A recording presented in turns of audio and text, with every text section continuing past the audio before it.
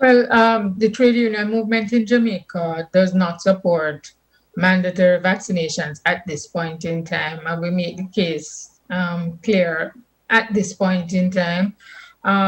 We recognize that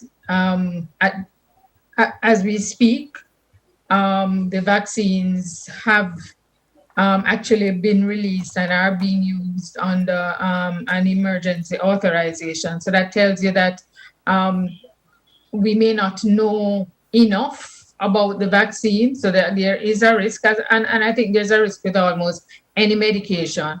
But at this point in time, based on the information that we're getting from a number of our members, without without having more information as to the risks associated with taking the vaccine, we would not support mandatory vaccination at this time.